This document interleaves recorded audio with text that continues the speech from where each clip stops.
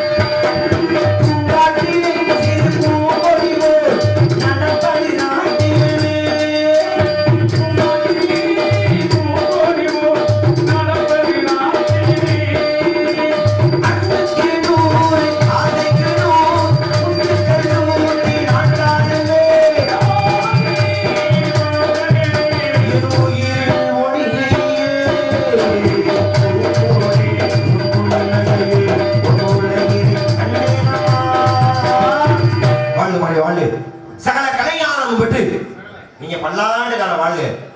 கொஞ்சம் இல்ல, சகல ஞானமும் பெற்று தாங்கள் பல்லாண்டு வாழ வேண்டும் என்பது என்னுடைய ஆவல். உங்களை பற்றி நிறைய விவரங்களை கேள்விப்பட்டிருக்கிறேன். இந்த உலகத்தில் பெரும்பாலான பிரச்சனை காரணம் ஒருவர் சொல்வதை தீர விசாரிக்காம அதை அப்படி நம்புறது. அதனால உங்களை பற்றி கேள்விப்பட்ட விவரம் உண்மையா பொய்யா அப்படின்னு தெரிஞ்சுக்கிறதுக்காக உங்கள் வாயிலாக ஒரு சில வினாக்கள் கேட்க வேண்டும். கேட்கலாமா வள்ளி நாயகம்? இனிய உலகம் இன்னாத முதல் கணிப்பு கேட்க வந்தது. அது வள்ளுவர் தன்மை சொன்னது போல தாங்கள் கேட்க வேண்டும். தகுந்தவாறு பதில்களை அளிக்க வேண்டும் என்ற ஞானம் அந்த தீர விசாரணைக்கு. நான் கேட்கறது ரொம்ப சுலபம். உலகத்துல கேள்வி கேட்பது சுலபம். ஆனா பதில் சொல்றது மிகவும் கடினம். அதனால நான் மட்டும் தான் கேட்பேன். நீ கேள்வி கேட்டா வாயை பிடிச்சு கிழிச்சு விடுவேன். அப்படிதான் சில பேர் சொல்லுவாங்க. நான் சொல்ல மாட்டேன். ஏன்னா இங்க ஆணுக்கு பெண் நிகழ. இங்க ஆண் பெண்ணுன்னு பாகுபாடு இருக்கா? இல்ல மூத்தவா இளைய ஒன்று இருக்கா? இல்ல உயரம் குட்டைன்னு இங்க எதுக்கு வேலை? திறமைக்கு பரிசு. திறமைக்கும் அறிவுக்கு மட்டும் வேலை. நான் கேட்கிறேன், நீ பதில் சொல்லு. என் கேள்விக்கு சரியா பதில் சொல்லும் பட்சத்துல நீ திருப்பி என்ன கேட்டாலும் அதுக்கு நான் பதில் தயாரா இருக்கேன். அதனால முதல்ல கதையை முறைப்படி முதற்கட்ட விசாரணை கேட்கலாமா? கேளுங்க.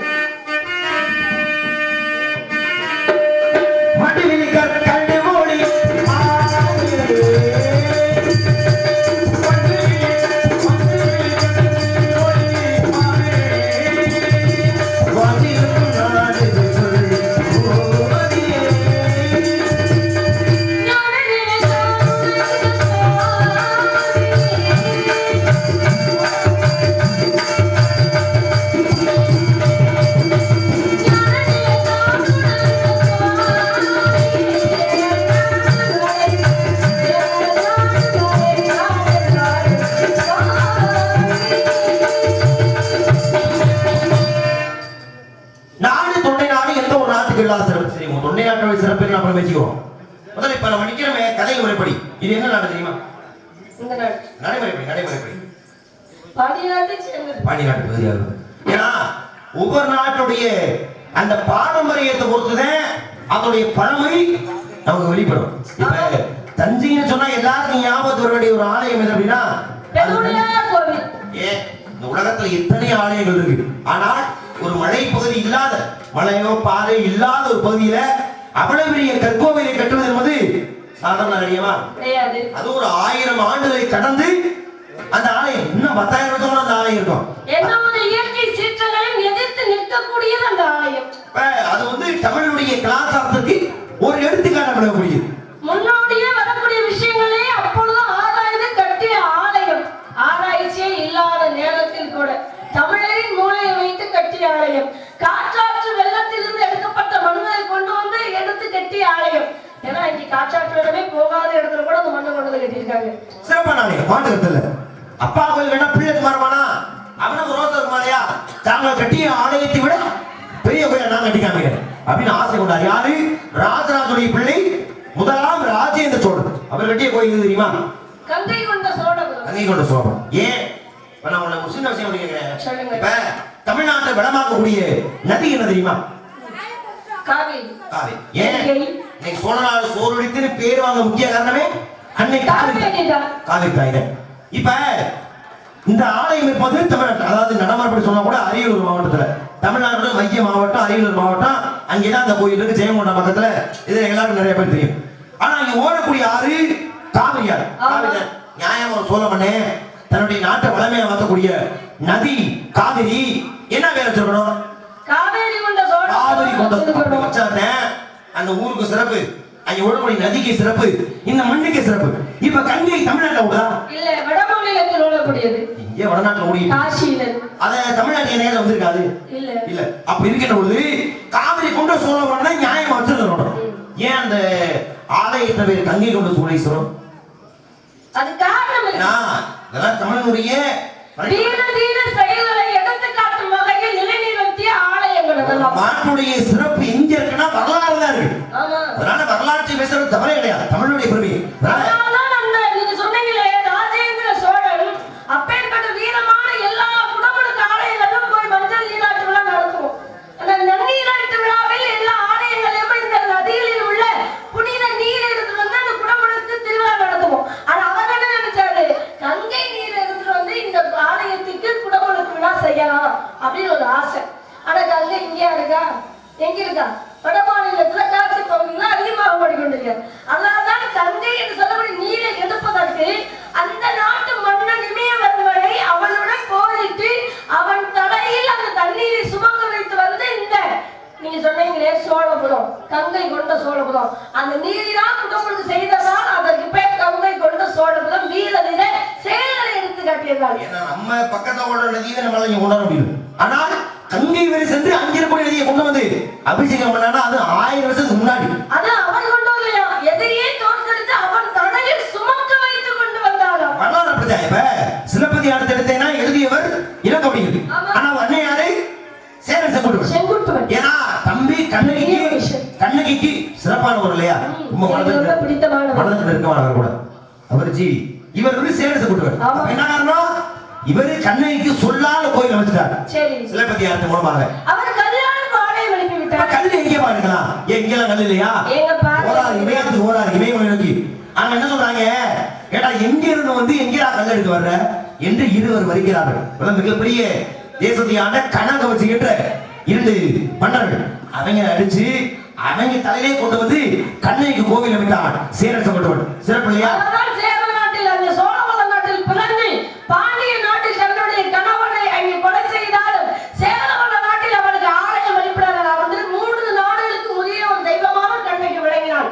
என கண்ணகி அப்படி இருந்துச்சுல இங்க கேள்வியா? அப்படியே வச்சுக்க. ஏன் இப்பதான் புரியுது உனக்கு? கேள்வியை வச்சுக்க. இன்று நம்ம பார்க்கக்கூடிய ஆலயம் கட்டப்பட்டு ஏறக்குறைய 800 வருடங்கள் உள்ளன. அதுக்கு முன்னாடி பாண்டிய நாடு முன்னாடி அதே சொல்றேன். ஏன்னா பாண்டிய நாடுனாவே சிவன் தானே தலைவன். இப்ப அதுக்கு முன்னாடி யாருக்கு சிவனுக்கு கோயில் எல்லாம் வந்துச்சா? இங்கே ஒரு சிவபெருமானுக்கு கோயில் இருந்துக்கணும்ல, சொக்கநாதரும் கோயில் இருந்துக்கணும்ல. நீங்க சொன்னது போல மலையத்துவசன் பாண்டியனுக்கும் காஞ்சனமாலைக்கும் மலையத்துவசன் பாண்டியன் மலையத்துவசனா அவருக்கும் காஞ்சனமாலைக்கு பிறக்கப்பட்ட குழந்தைகளை யாகம் குண்டத்தில் 3 வயது குழந்தையாக 3 கொங்கைகளுடன் வளர்ந்து வந்தவளாக மீனாம்பிகை. அதுக்கப்புறம் தான் அவன் வளர்ந்தா, திக்விஜயம் போனா, ஒவ்வொரு தெய்வத்தின் தோற்கடித்தா, கைலை சென்றா, சொக்கனை பார்த்தா, மறைந்தது கொங்கை, நாணமுற்றா, திருமணம் பண்ணாங்க.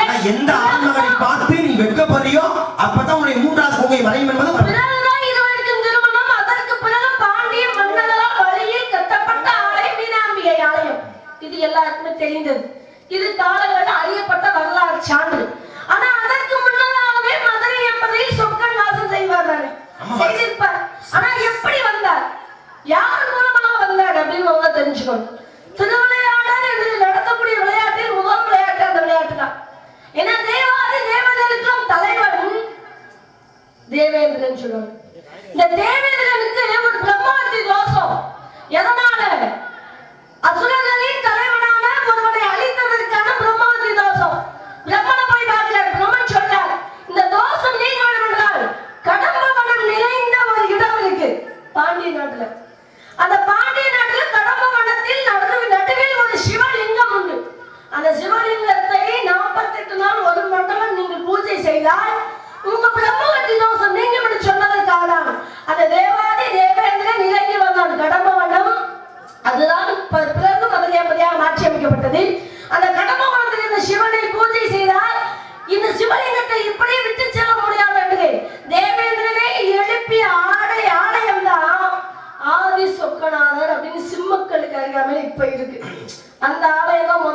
உருவாக்கப்பட்டது. தேவாதி தேவர்கள் தேவேந்திர வந்து கட்டிய கோயில். ஆதி என்றாலே முதல் அர்த்தம். இப்ப எது முதல்லன்னு ஒரு கேள்வி வருது இல்லையா? ஏன்னா நீ சொன்ன கடம்பவனா இந்த ஈஸ்வரன் வழிபடுற அந்த வழி தன்னஞ்செய்யன்ற ஒரு வழியை போறாரு, அந்த லிங்கத்தை பார்க்கறாரு, இங்க ஒரு ஆலயம் வேங்க ஆசைப்படுறாரு. அதன் பிறகுதான் கடம்பவனத்தை வச்சு நகரமா நிர்மாணித்தாச்சு. இந்த நகரத்துக்கு என்னையா பேர் வைக்கிறது? சிவபெருமானி தன் பிறகிலிருந்து ஒரு மதுரத்தை விட்டாரா. மதுரை விழுந்த இடம் மதுராபுரி, இன்னைக்கு அது மருவி மதுரை என்பதி. அதுதான் தேவேந்திரன் 4 மாடங்கள் வைத்து கட்டியதால் 4 மாட கூடல் பெயரும் வந்தது. அதற்கு முன்னாடி அதனுடைய ஆலமகளவை திருச்சீரலைவாய் என்பது அதனுடைய எல்லையை காட்டியிருந்தால் சிவனே எடுத்து தன் நாகத்தை விட்டு அது எல்லையை சுற்றி வளைத்து காட்டினால்தான் அது திருச்சீரலைவாய் என்ற ஒரு பெயர். கூடல் பேர் இருக்கு, தூங்கானவர் பேர் இருக்கு. இத்தனை சிறப்புகளை கொண்டது அந்த ஆலயம். அதே திருச்சீரலைவாய்னு செந்தூருக்கு ஒரு பேர். அதுக்கு என்ன பேரு? இப்ப எனக்கு ஒரு சந்தேகம் சுவாமி. சந்தேகம் கேட்டுக்கொள்ளலாமா? வாழ்க்கையில சந்தேகம் பறக்கிறது தப்பு இல்ல. சந்தேகமே வாழ்க்கையை பெயர்படாது. கணவனிடத்தில் மனைவிக்கும் மனைவியிடத்தில் கணவனுக்கும் சந்தேகம் தோன்றிவிட்டால் வாழ்க்கை சிறக்காது. ஆனா ஆசிரியரிடத்தில் பிள்ளைக்கும் பிள்ளையிடத்தில் ஆசிரியருக்கும் சந்தேகம் தோன்றினால் தர்க்கத்தின் பொழுது சந்தேகம் ஏற்படாது. நடத்தியது பாண்டிய நாட்டிலே சிவனே நேரடியாக வந்து ஒவ்வொரு விளையாடுகளும் நடத்தினார் என்று சான்று உண்டு. அது சைவமா இல்ல வைணவம், அதாவது சமயம் என்று மாறுபட்ட பொழுது சமணம் சைவம் என்று பிரச்சனை வந்தது கூட சைவமும் தனித்தவனோடு திருஞான சம்பந்தம் வந்தார் உருவானாரு. ஆனா இதெல்லாம் சரி. ஆனா இங்க கூடலழகர் பெருமாள் கோயில் ஒண்ணு இருக்கு. யாரு? கூடலழகர் பெருமாள். ஆமா, பெரிய கூடலழகர். ஏன்னா நின்றவோளோ பெரியார்லைங்க அமர்ந்தவோளோடு 3 கோலத்தில் காட்சி தரக்கூடிய ஒரு ஆலயம் கூடலழகர் ஆலயம். ஆமா, அதுக்கு என்ன பிரச்சனை? சைவமே பெரிது என்று நினைத்த மதுரை என்பதை பாண்டிய நாட்டிலே அந்த பெருமாள் கோவில் எப்படி வந்தது? ஏன் சார் சிவன் கோயில்ல தான் ஊர்ல பெருமாள் கோயில் கூடாது? இல்ல வைணவ தலம் அப்பொழுது பெருமையாக பேசப்படாது. எங்க எல்லா நாட்டிலும் இருந்துச்சு. இப்ப திருச்சியில ஸ்ரீரங்கத்துல இருந்துச்சு. அங்க வைணவத்துக்கு பெரிய தலம் அதுதான். ஆனா அத பெருமையா பேசும்போது பக்கத்திலே திருவானைக்கான ஒரு இடம் இருக்கு. அங்க சிவன் இருக்காரு. சிவனுடைய பஞ்சபூத ஸ்தலங்கள்ல ஒரு ஸ்தலம் நீருக்கான ஸ்தலம். ஆனா அங்க திருச்சி சொன்னா உங்களுக்கு எது ஞாபகம் வரும்? ஸ்ரீரங்க பெருமாள் கோயில். இப்ப மதுரை சொன்னா மீனாட்சி அம்மன் கோயில். ஆனா அப்படி இருக்கிற ஒவ்வொரு பகுதியிலும் ஒவ்வொரு சமயங்கள் தலைக்கு ஓங்கும். அந்த ஸ்ரீரங்கம் சொன்ன மாதிரி அந்த காலம் வைணவ அந்த காலத்துல சைவர்களுக்கு உள்ள அனுமதியே கிடையாது. அப்படியான காலம். ஆனா மதுரையை பொறுத்தவரை சைவத்திற்காக மிகவும் பேரான 64 திருவிழா நடந்த சிவபெருமான் அங்கே வேற எங்கேயும் கிடையாது.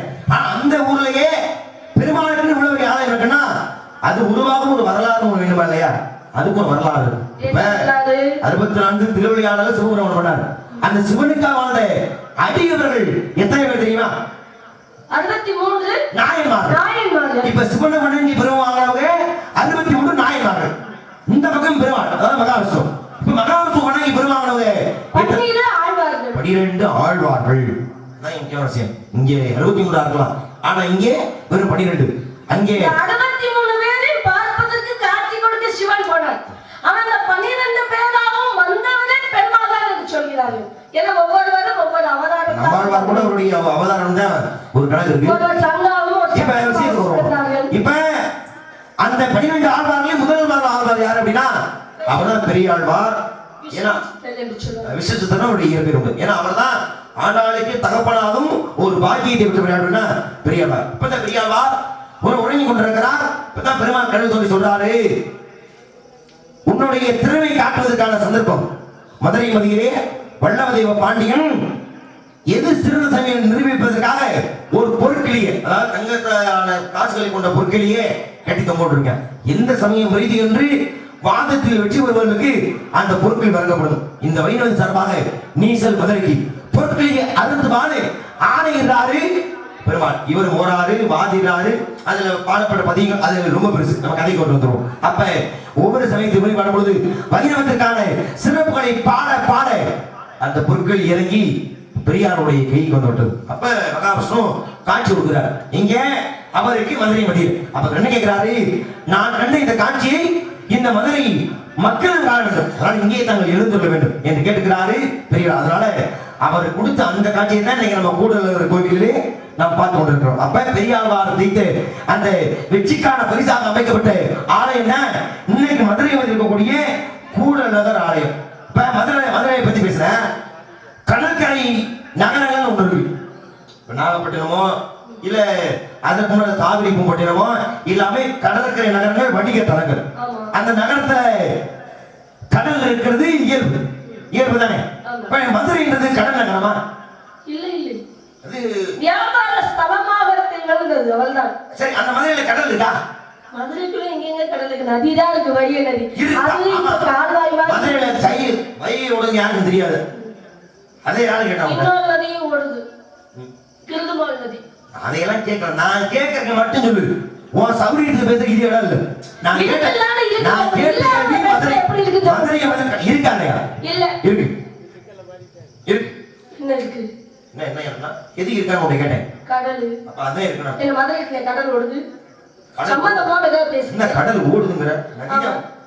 ஏங்க கடல் இல்லாம இருக்குன்னு சொல்ல முடியும்? என்ன கடல் இல்லைங்கறல, கடல்லே இல்லைங்கயா. கடலே இல்லைன்னு சொல்ல முடியாது. வெக்கப்படணும். ஒரு கேள்வி பதில் சொல்லாம நிக்கிறேமே அப்படின்னு கூடி குடுக்கணும். எதுக்கு இப்படி சிரிக்க கூடாது. நீங்க எல்லாம் அப்படி சொல்லி நான் கேட்டு போடுவா? இல்லன்னு சத்தியம். ஏங்க கடல் அங்கே வந்தது, அங்கே இல்ல. முதல்ல பாண்டிய நாட்டுக்கு என்ன சிறப்புனா முத்துடைத்து என்ற சிறப்பு. இல்ல, நான் ஒரு கேள்வி கேட்டா என் கேள்வி நீ உடைச்சு அதை இல்லைன்னு பதில் சொல்ல கூடாது. நீ என் கேள்விக்கு பதில் சொல்லு. அப்ப எப்படி என் கேள்வி சரியானதுன்னு நான் சொல்லிக்கிறேன். கடல் வந்துச்சு சொல்றீங்க, அது எப்படி நீ சொல்லு? கடல் இருக்கின்றது நான் யாரும் சொன்னேன் சொல்லு. எப்படி வந்துச்சு சொல்லு. நீ இப்ப இருக்கின்றது எப்படி ஒண்ணு சொல்ல வேண்டாம். கடல் எதுக்காக? கடல்னா மதுரை மேல கடல் வர்றதுக்கு காரணம் வேணுமா இல்லையா? சுனாமி யாரும் தோரணம் கட்ட முடியாது. மீனாம்பியின் கடவுள் யாரு?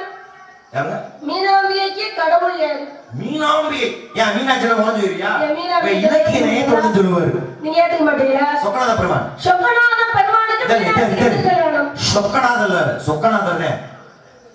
சரி சொல்லு. இப்ப நான் சொல்றது உங்களுக்கு என்ன பிரச்சனை? இல்ல, அது சொக்கநாதன்னா தெரியும், முடிஞ்சு வச்சு. சொக்கன இப்படி அழுத்து நிறுத்த மாதிரி இந்த அம்மா சொல்லுவாங்க. யாரும் சொல்றேன்னு பெருமைப்பட்டு சரி சொல்லுங்க. அப்புறம் பாத்து எனக்கு தான் பதில் நீ எப்படி வேணா சொல்லிக்க. அப்ப வாயை மூடி நில்லுங்க. நான் சொல்ற பதில மட்டும் உங்க காதை கேட்டா போதும். அந்த பக்கமா கூட திரும்பிக்கங்க. சொக்கநாத பெருமானுக்கு மீனாம்பிகைக்கும் திருமணம் நடக்கின்றது.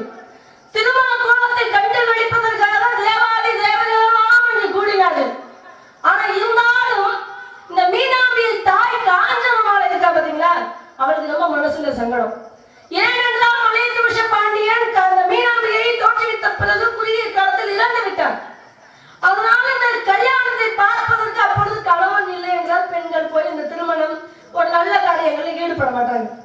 சரி, என்ன இப்படி எல்லாம் தன்னுடைய தாய் வராத ஒரு திருமணம் வந்து மீனாம்பிக்கு ஒரு கவலை. அப்பதான் கேட்டாங்க சிவன்கிட்ட, எங்க அம்மாவுக்கு ஒரு விமோச்சனமே இல்லையா? எங்க அம்மா நம்ம திருமணத்தை பார்க்கவே முடியலையே. ஆனா இருந்தாலும் இந்த புண்ணிய நதிகள் சமுத்திரங்கள் இதெல்லாம் நீராடுகிற ஒரு பாக்கியமோட கிடைக்கணும்னு கேட்டாங்க. அதனால்தான் காஞ்சனமாலை நீராடுவதற்காக புண்ணியமான 7 கடலையும் சிவன் வரவழைத்தார். அப்ப சொன்னாங்க, சமுத்திரத்தில் நீராடினா ஒண்ணு கட்டிய கணவனுடன் நீராட வேண்டும், கையை பிடித்து. இல்ல நான் பெத்த பிள்ளையோட ஆம்பளை பிள்ளையோட கையை வச்சு பிடிச்சு முழுகணும். இங்க பிறந்ததே பெண் குழந்தை, ஒரே பிள்ளை, அதுதான் யாகத்துல இருந்து வந்த பிள்ளை. பெண் பிள்ளையை வைத்து நீராட முடியாது, கணவனும் இருந்து விட்டால் எப்படி நீராடுவது என்று கேட்டார்கள். அப்பொழுதுதான் சிவன் தன்னுடைய மாமியாருக்காக மாமனாரை சொர்க்கலோகத்திலிருந்து மீண்டும் வரவழைத்து அப்பெண்ணுடன் நீராடுவதற்காக இறந்த ஒருவனை மீண்டும் வரவழைத்து 7 கடலையும் நீராடுவதற்காக அங்கே மதுரை அம்மனுக்கு வரவழைக்கப்பட்டது. அது இங்க ஓடல, சிவனே வரவழைக்கப்பட்டார் தன்னுடைய மனைவி விருப்பத்திற்கு. சிவன் தானே, அதுக்கு சிவன் ஏன் வடநாட்டுல இருந்தா எனக்கு தேவை கதை. அதை சரியா சொல்லிட்டா வாழ்த்துக்கள். ஏன்னா அது ரொம்ப பெரிய கதை. நாம ரொம்ப பெரியது 1.5 மணி நேரத்தை சொல்லுவோம்னு நினைச்சேன். எது தேவையோ ஏன்னா சுமதெல்லாம் தன்னுடைய மனைவி சொல்றா, தன்னுடைய தாய் தன்னுடைய அப்பாவுடைய கரம் பிடித்து நீராட வேண்டும் அப்படின்னு ஆசை நிவர்த்தி பண்ணிட்டாரு. முடிச்சிருக்கேன். நீ கடல் இல்ல வந்துச்சு, நீ நான் பேச பற்றி நீ உடைச்சிருக்க. அப்ப அதுக்கே உன் மண்ணையில உடைச்சிருக்கணும். ஆனா அதுக்கான காரணத்தை உடச்சு சொல்லணுமா இல்லையா? கடல் வந்தது சிவபெருமான், ஆனா இப்பவும் இருக்கு கடல். எழுகடல் வீதி அந்த கடல் சும்மா பிரச்சனை இல்ல, அதன் நினைவாக வீதியே இருக்கு, எழுகடல் வீதி. அப்ப எழுகடல் வீதி அந்த கடல் அங்கே இருக்கிறதா? சரி, நீ என்ன கேட்கறது? நம்ம ஆமா, அப்ப நான் போய் பெருமாள் வணங்க போறேன், நீங்க சிவன் வணங்கிக்க. முருகனை வணங்குறோம். இஷ்ட தெய்வத்தை வணங்குறது இயல்புதான். எல்லாத்துக்கும் வரணும். சரி, தெய்வமே தன்னைத்தானே வணங்கிய ஸ்தலம் இருக்கா? எந்த தெய்வம்? எந்த தெய்வம்னு சொல்லுவாங்க அதையும் சொல்லுவாங்களா? ஏமா இல்ல, கேக்குது. இப்பதான் நான் முருகன்னே, நீ விநாயகர்னே, எந்த தெய்வம்? எங்க எல்லா தெய்வமும் வணங்காது. ஆனா அப்படி வணங்கிய தெய்வம் ஒன்றுதான். நான் அதான் சொல்ல முடியும். இல்ல, தெய்வத்தையும் சொல்லி இல்ல, ஊரையும் சொல்லி பேரையும் சொல்லிட்டுனா அப்ப நீங்க எதுக்கு வந்தீங்க? அட இருமா, உன்னை விட்டா கடல் பட்டி கிளம்பிடுவேன். நானே முதல்ல கேள்வி, நீ என்ன கேள்வி கேட்க போறன்ற விஷயம் எனக்கு புரியும். ஏன்னா கேள்வி தவறாம, இப்ப சில பேர் கேள்வி கேட்கறாங்க பாரு, நாம் தெய்வத்தை வணங்கினால் நம்மையே பார்த்து வணங்கும் தெய்வம் இது. அதான் ஆஞ்சநேய பகவான். அப்ப இதுலயும் வித்தியாசம் இருக்கு. ஏன்னா நீ இதை கேட்கற நினைச்சு நான் அதை சொல்லி அதை நம்மை பார்த்து வணங்குற தெய்வம். அப்ப உங்களுக்கு வணங்கிக்கிட்ட தெய்வம்னு சொன்னேன். அதோட புரியலையா? தன்னை தானே வா. ஆமா, தன்னை தானே வணங்கிய தெய்வம் எது? நம்மள பார்த்து வணங்குறது, நாம போய் வணங்குறதுலாம் நான் கேட்கல. தன்னை தானே வணங்கி கொண்ட தெய்வம் எது? அவரே இருக்கக்கூடிய ஸ்தலம் எது? இப்ப மதுரைன்னு என்ன பேரு? மதுரைக்கு உள்ள இவ்வளவு விவரம் இருக்கு. ஏன்னா நான் வைகை நிதினேன். ஏன்னா உண்டதன் கை வைத்தான், கை வை கை வை கை வை கை வை. இன்னைக்கு என்னாச்சு? வைகை என்ன ஒரு நதிக்கும் இல்லாத ஒரு தன்மை. ஆழியில் போய் கடக்காத ஒரு நதி என்றால் அதுதான் வைகை. முகரையில நான் முழிக்க மாட்டேன், அது மிகப்பெரிய எனக்கு பாவம் என்று கடல் மீது வைகை நதி, அதாவது நீங்க இதை முகரையில முழிக்க மாட்டேன், அதுவும் உள்ளுக்குள்ள இருக்குது. ஆனா நான் இந்த கதைக்குள்ள வைகை நினைக்குது கடலை பார்த்து. ஏன்னா நாரி பாகனுக்கு நெஞ்சை கொடுத்துட்ட வாரியில் கணக்கா வைகை நதி.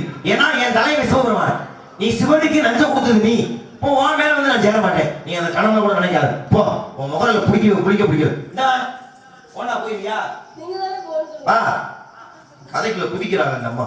அப்ப கடல் மீது கோபம் கூட. அதனாலதான் இன்னும் கூட வைகை நதி நேரடியா பேசிட்டே போறியே, கேட்ட கேள்வி விட்டுட்டு உன் கேள்வி பதில் சொல்ல மாட்டேன்னு சொன்னா ஏன் நீங்க ஒரு கேள்வி பதில் 1.5 மணி நேரம் எழுத நான் வைகை நதிக்கிறேன் குண்டுமோட நதி. இப்ப இந்த விவரம் இருக்குல்ல, சரி வைகை நதி கடல்ல கலக்கல, ஒரு நதி ஓடுது, ஓர நதி கடல்ல கலக்காம திரும்பிச்சா என்ன ஆகும்? அந்த நிலப்பரமே அழிஞ்சிடும். அப்புறம் எப்படி வைகை நதி கடல்ல கலக்குது? கடல்ல எல்லாம் கலக்கல, ஒரு கால்வாய் மட்டும் போய் கம்மாயில கலக்குது.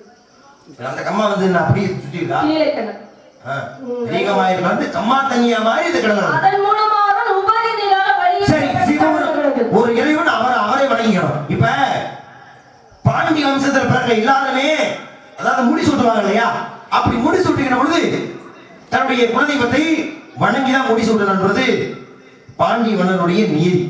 இப்ப சொக்கநாத பாண்டியனா பிறந்துட்டார். யாரு பிறந்தா? உங்க அப்பனுக்கு அப்பே. ஏன் அப்பனுக்கு அப்பே பெருமாள் அப்படி சொன்னா வாயில குத்தி போடுவேன். நான் கேட்டது பாண்டிய மன்னனா பிறந்த தெய்வம் எது? அது பெருமாள் தான் பதிலா? சொக்கன். அப்படி சொக்கன் தாமா, சொக்கன். சரி, இப்ப பாண்டிய மன்னனா பிறக்கிறாரு சிவபெருமான். அவர் சிவன் தானே மாட்டது இல்ல? இல்ல. ஏன் மல்ல அடிக்கிறார்? சரி, அவர் சிவபெருமான். இப்ப பாண்டிய மன்னனா பிறந்த எல்லாரும் என்ன பண்ணணும்? தன்னுடைய குலதெய்வத்தை வணங்கியா முடி சுட்டுவாங்க. அப்ப என்ன பண்றாரு? ஒரு அவருடைய குலதெய்வம் தெரியுமா? இன்மையிலும் நன்மை தருவார் ஆலை. அங்க உடைய சிவபெருமான் பாண்டிய மன்னனுடைய குலதெய்வம். அது யாரு? இன்மையிலும் நன்மை தருவார் அந்த தெய்வமும் சிவன். பாண்டியனா பிறந்த அந்த தெய்வம் யாரு? அதுவும் சிவன். அப்ப முடி சுட்டு போகும்போது அவரே கொடுக்கிறார். அப்பா நான் முடி சுட்டி இந்த நாட்டில் அப்படி ஆனதான் எனக்கு ஆட்சி கொடுங்க என்று அவரையே வணங்கி முடிச்சுட்டு கொண்டார். அப்ப சிவபெருமான் சொக்கநாத பாண்டியனா பிறந்த சிவபெருமான் இன்மையில் என்னதோட ஆலயத்தில் இருந்த அந்த சிவனை அவரையே கும்பிட்டு முடிச்சுட்டு கொண்டார். ஏற்கலாமா? அனுபவம் உருவம் அனுபவம் என்று சொல்வார். அப்படி எல்லா இடத்திலும் லிங்கமாக காட்சி கொடுத்த சிவன், நீங்கள் சொன்னது போல அந்த இன்மையிலும் நன்மை தருவார் ஆலயத்துலதான் உருவ வழிபாடு இருக்கு. இன்னைக்கு இங்க போயிட்டு வந்தா எல்லாத்துக்கும் சிவனை வந்து லிங்க ரூபத்தை கும்பிடுறோம் சிவனை. ஆனா சிவனுக்கு உருவ வழிபாடு உள்ள ஒரு சில ஆலயங்கள்ல அந்த பாண்டிய நாட்டில் முக்கியமான ஸ்தலமே இன்மையிலும் நன்மை தருவார் பெரியார் ஆலயத்துக்கு பக்கத்துல இருக்கு. மதுரைக்கு போனீங்கன்னா எல்லாரும் இந்த ஆலயத்துல போய் ஒரு முறையாவது அந்த ஆலயத்தில் உள்ள சிவனை பார்த்துட்டாங்க. நம்மளுக்கு நல்லதே மிகச்சிறந்த ஒரு ஆலயம் இருக்கு, பேர் சுருட்ட பள்ளி பேரு. ஏன்னா விஷயத்தை தன்மை தாங்க முடியாம பாத வழியில தலை வச்சு சுருட்டு பள்ளி கொண்டிடணும். சுருட்ட பள்ளி அங்க போனீங்கன்னா சிவனை என்ன ரூபத்தை நம்ம பாக்குறோமோ, புளித்த உடுத்திருப்பாரு, உடுக்க வைத்திருப்பாரு, செடாமுடி, சிவன் அவர் உருவத்தில் காட்சி தரக்கூடிய ஒரு அற்புதமான ஆலயம் அப்படின்னா அது சுருட்டப்பள்ளி. அறையில் ஆடினால்தான் அம்பலத்தில் ஆட முடியும்னு சொல்லுவாங்க.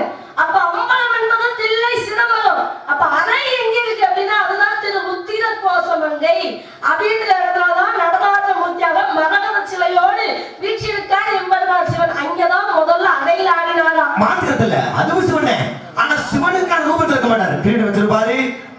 ஆடைகள் அணிஞ்சிருப்பாரு. அது சிவன் உருவத்தை. ஆனா சிவனை நம்ம பாக்குறோம் இல்லையா, அந்த புலிக்கோ சடாமுடியோட அப்படி இருக்கக்கூடிய ஆடை காட்டிலும் சிவபெருமான் தன்னுடைய உமையாளோடு நீங்க சொல்ற மணிமோட முடுக்கை சூழலை காட்சி கொடுப்பது தோணை மூலம் என்று அழைக்கக்கூடிய சீர்காழி அப்பதையில் அங்கே மேல உள்ள விமானத்தில் வீற்றிருப்பார். அது பூலோக கைலாகம் என்று அழைக்கப்பட்ட இடத்துல அந்த காட்சியோட காட்சி கொடுத்தார். தன்னை சரிபாதியான சக்திக்கு தன்னை சரிபாதியை கொடுத்து அர்த்தநாளை சோமனா காட்சி தரக்கூடிய ஒரு ஆலயம் திருச்செங்கோடு. அது எப்படி ஆலயம்? அது பெண் எத்தனை குடும்பங்கள் பெண்கள் என்னென்ன? பேதை பதுமை மங்கை ஒட்டதை அறிவை தெளிவை பேரிழப்பன். தாங்கள் அடைந்திருக்க பருவம் என்னவோ வள்ளி நாயகம். சுவாமி எத்தனை வயது? கதையின் முறைப்படி 13 வயசு. கருமம் எண்ணி துணிக கருமம் துணிதவன் என்னவோம் என்பது இருக்கு என்பது எடுத்துக்காட்ட நீ வாழ்றீங்க. வள்ளுவரை சொல்றாரியா, எண்ணி துணிய கருமம்னா செயல் அர்த்தம். உன் செயல மனதார நீ என்ன கோத்துறியா? சரி சார், கோர்வையா கொடுக்கலான்னு வந்தேன். உன் அழகு இருக்கும் அறிவு தாழ்ந்தார் போல இதோட 3வது பூச்சியம் கொடுக்குறேன். உனக்கு சிறந்த ஒரு மாப்பிள்ளை சிறப்பை சொல்றேன். சொல்லாமலே இருக்கலாம். கட்டிக்கிற நம்பிக்கையோடு கல்யாணம் வானகமும் வையகமும் ஊர்வலம். சுவாமி கத்தவல்ல சுவாமி இப்பெல்லாம் நீ பாட்டு பண்ணா அப்படி பாடுவேன். வடிவேலு கவலிக்கு நான் கல்யாணம் வானகமும் வையகமும் ஊர்வலம்.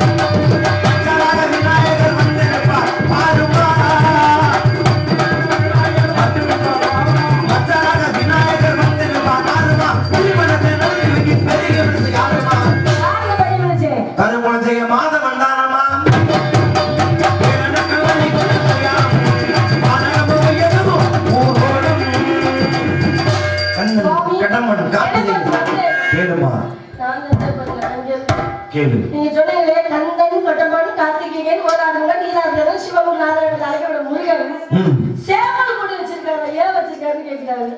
சேவல் கொடி இது ஒரு மிகப்பெரிய விவரமா? அது சேவலா வந்தது ரெண்டு விஷயம் கேட்கறதே நியாயம் இருக்கு.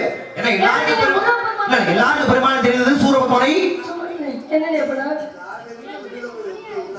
காவிரி கொள்ளிடம் அதை கேட்டியாங்க. காவிரி கொள்ளிடமும் ஒன்னா போகுதா? கொஞ்சம் விளைவிக்கவா ஒன்னா போதா காவிரி கொள்ளிடமும்? அண்ணே காவிரின்றது ஒரு நதியா வருது. ஸ்ரீரங்கம்ன்ற தீவை உருவாக்கி இடது பக்கம் போறது கொள்ளிடம், வலது பக்கம் போறது காவிரி. அதுலயே நிறைய ஆளுகள் பிரியுது. அதை பிரிச்சது யாரு? அதானே கல்லணை. என்னண்ணே அது வரலாறு சொல்லணும். பிரிஞ்சிருச்சு. பிரிஞ்சதையே கரிகால சோழன்னா கல்லணைன்ற ஒண்ணு. ஏன்னா 2000 ஆண்டுகளுக்கு முன்னாடி ஒரு வினாடிக்கு 2 லட்சம் கண்ணீர் பாயக்கூடிய ஆத்து பொறுக்க ஒரு அணைகட்டு சாத்தியமே இல்லாத விஷயம். எல்லாம் பாழாய் போய்விடும். அதனால உரிய நேரத்தில் தக்க வைத்து தண்ணீரை அனுப்ப வேண்டும் என்பதற்காக அப்போதே ஆலோசித்து கட்டிய அணை கல்லணை. இயற்கை தான் உருவாக்கியது. ஸ்ரீரங்கம் தீவை உருவாக்கி மறுபடியும் ஒன்னா சேர்ந்துச்சு. ஆனா பிரயோஜனம் ஒன்னா சேர்ந்த கொள்ளிடமா அப்படியே கடலூர் சிதம்பரம் போறதுக்கு அது ஒரு மன்னனுடைய வேலை இல்லை இல்லையா? அதனால அந்த நதியை நானா பிரிச்சு இந்த பக்கம் காவிரி கும்பகோணம் பக்கம் அனுப்பிட்டு கொள்ளிடத்தை நேரம் விட்டுட்டாரு கடலூர் சிதம்பரம். அது பெரிய வரலாறு. எத்தனாம் ஆண்டு கட்டப்பட்டது உங்களுக்கு எடுத்து புரியுற மாதிரி சுருக்கமா சொன்னேன். சரி மாப்பிள்ளை சேவல கொடி சொல்லுவோம். ஏன்னா சூரபத்மன் இருபுறா பிறந்தாச்சு. ஒரு பகுதி மயில், மற்றொரு பகுதி சேவல். இப்ப நம்ம பாக்குற அந்த கொடி சூரபத்மனுடைய ஒரு பாதிய. ஆனா போருக்கு போகும்போது கொடி எல்லாம் போக முடியுமா? அப்ப போருக்கு போகும்போதும் சேவல் கொடிதான். அங்கே சேவலானது யாருன்னா அது அக்கினி பகவான். ஆமா, அது அந்த சேவல் கூட அக்கினி பகவான். சூரனை இருவரை பிளந்தது பிறகு இப்ப நம்ம பாக்குற கொடி சூரபத்மனுடைய ஒரு பாதி. சிற்றின்பம் பேரின்பம் இருபுறா வைத்திருக்க வேண்டும் என்றால் முருகன் வைத்திருந்தது. அப்பேற்பட்ட கண்ணனுக்கு ஏற்கனவே திருமணம் நடந்தது. அவன் அழகன். அவர் இருக்க அழகுக்கு அறிவுக்கு அவர் 1000 முன்னாடி இன்னும் கட்டுவார். உன் பிரச்சனை என்ன? இன்னைக்கு சொன்ன கதை எடுத்துக்காட்டு சரியா பொருந்தும். இருந்தாலும் சரியா போடுதுன்னா என்ன சொல்றீங்க? இல்ல ஒன்னது கூட ஏக பத்தினி அது வேணுமா? நான் கட்டிக்க மாட்டேனே. கட்டிதாங்கண்ணா உன் தலை எடுத்து முருகன் விட்டா ஒரு பையன் உனக்கு வாங்க தர மாட்டேன். பரவாயில்ல. நான் முருகனா பார்த்து கொடுத்தா உனக்கு வாழ்க்கையில மோசம். கடமையா போனாலும் போகணும் தவிர இந்த அழகான இனிமே என்னத்த போற? தேவையில்ல. எந்த நாள்ல போய் வரணும்னு அவசியம் இல்ல. பரவாயில்ல சொல்றாரு. முருகனை கட்டிவே மாட்டியா? கடவுளே இப்படி கட்டி பாதி தொண்டே போச்சு. நான் என்ன பண்ணட்டும்? எங்க இருந்தா நம்ம ரெண்டு பேருக்கு எங்க இருக்கு போ? இல்ல எந்த நாள் நீங்க காத்துறீங்க எப்படி? முருகனை கட்டிவே மாட்டியா? நான் வர மாட்டேன்னு சொன்னது நினைவுக்கே நானு. இந்த ஆளை போட்டா அதே மாதிரி காலையில சம்பளம் தான் வாங்க மாட்டேன்னு சொல்லுவியா?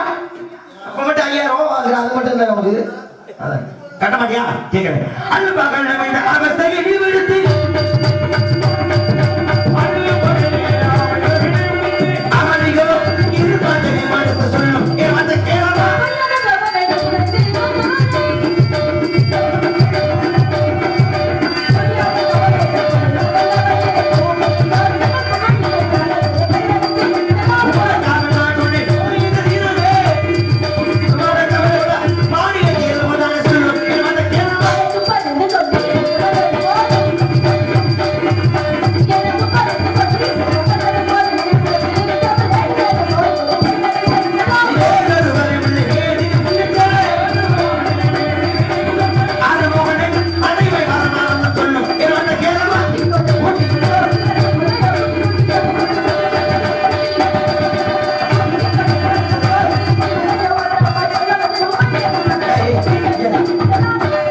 நீ பேசுன கேட்டேன் சரி. அது அந்த வார்த்தை சொல்றது என்ன உனக்கு? உங்க காலையில கேட்கல. இல்லம்மா கூட்டி கொண்டு சொல்லி ஏன் சொல்ற? அன்பில்லா கண்ணு கூட்டி அறிவில்லா கல்வி கூட்டி இதுதான் கூட்டி கொடுக்குறேன். தப்பு கிடையாது. இன்னும் வாழை சூரிய அஸ்தமனக்குள்ளாக உனக்கும் என் மாப்பிள்ளை விருப்பப்படுவாருக்கும் திருமணம் செய்ய வந்தால் என்னை நாள் சத்தியம்